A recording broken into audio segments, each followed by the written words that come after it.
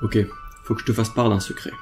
Si tu as déjà vu l'une de mes vidéos, tu sais que je communique sur mon travail en réalisant des vlogs comme celle-ci, ou alors via des vidéos making-of montrant le processus de création de mes tableaux.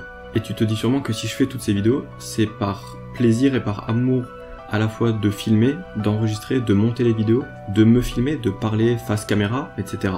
Et c'est vrai, t'as raison de penser ça. Après tout, personne me demande de faire ces vidéos, et vu que j'en ai actuellement plus de 100 sur ma chaîne YouTube, c'est forcément que je fais ça par plaisir et par envie.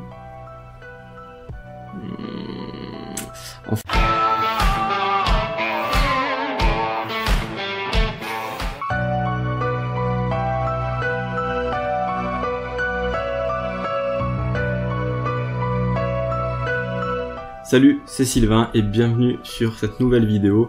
Et non, honnêtement, j'aime pas tant que ça faire des vidéos YouTube, ni même des simples stories Instagram en fait. Sérieusement, pour moi, c'est quelque chose de compliqué, c'est dur, il faut apprendre à écrire, apprendre à parler face à la caméra, il faut se filmer, il faut filmer à la fois mes tableaux, des séquences b-roll, etc. Donc au final, il faut apprendre plein de morceaux d'autres métiers qui ne sont absolument pas le mien. Et je parle même pas du fait que c'est extrêmement chronophage. Et pourtant, si je suis là et que je fais autant de vidéos, alors qu'en plus j'ai très peu de vues, il y a forcément une raison, non? Pourquoi je fais ces vidéos? Qu'est-ce qui anime mon envie de faire ces vidéos? J'ai besoin de faire ces vidéos. Pas une envie, non, mais un besoin. C'est pas facile à expliquer, mais c'est un besoin profond de documenter mon processus créatif et mon aventure dans sa globalité. Mais c'est vraiment ce besoin de documenter qui fait que je fais mes vidéos.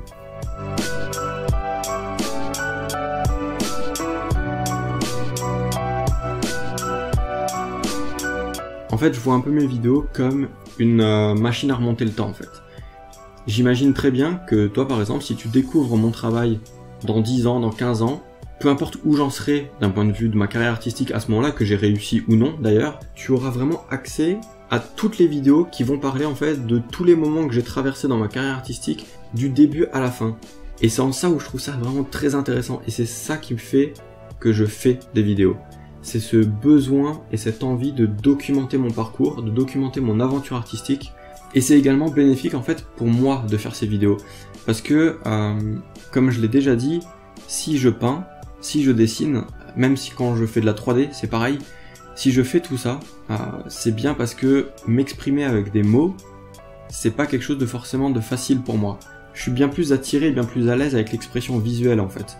Et du coup, faire ces vidéos, les écrire, les parler devant la caméra, les enregistrer, en fait ça me force à sortir de ma zone de confort, ça me force à devoir mettre des mots et des phrases complètes sur des sentiments, des envies, voilà, peu importe. Et donc voilà, c'est vraiment ça qui m'anime. J'ai pas envie de faire des vidéos YouTube, j'ai pas envie de devenir vidéaste, j'ai pas envie de vivre de mes vidéos, pas du tout. Mais par contre, j'ai ce besoin presque primitif et extrêmement fort à l'intérieur de moi qui me dit documente, documente, documente, montre l'envers du décor. Je trouve qu'en fait, les making-of, les behind the scenes, l'envers du décor, tout ça, je trouve qu'il n'y en a pas assez et qu'il en faut plus, que c'est tout autant important que l'œuvre finale en fait. En tout cas, de mon point de vue.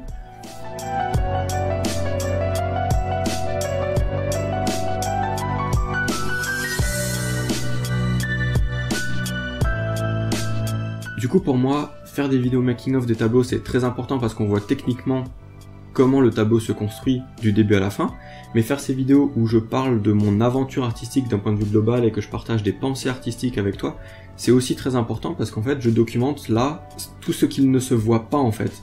Des choix, des réflexions, des peines, des joies, des soucis, des solutions, bref, tout ce qu'il y a en dehors des tableaux. Elles sont même beaucoup plus dures ces vidéos pour moi à faire, parce qu'elles sont beaucoup plus personnelles. Je m'ouvre le plus possible, de manière la plus transparente possible pour te parler de moi, de mon aventure, et de mes choix artistiques, de mon art. Voilà.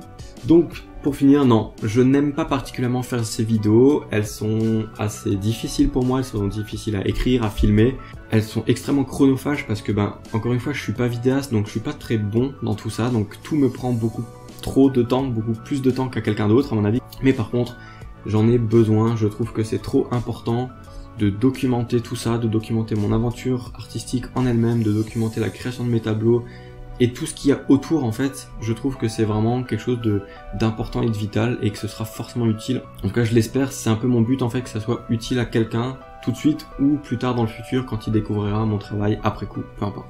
En tout cas j'espère sincèrement que c'est en partie pour cela, pour cette documentation complètement transparente et honnête, que tu me suis sur YouTube, que tu regardes ces vidéos. Si c'est le cas, bien sûr, le meilleur moyen de me le faire savoir, c'est tout simplement de liker la vidéo et de la partager au maximum de personnes pour augmenter ma visibilité. Et bien sûr, je t'encourage à me laisser ton avis, à me faire un commentaire, en fait, me dire si tu aimes ou pas ce genre de vidéo et ce que tu penses de cette envie et de ce besoin de documenter tout ça. Est-ce que c'est quelque chose auquel tu es sensible et que tu aimes voir chez les artistes dont tu suis le travail ou non?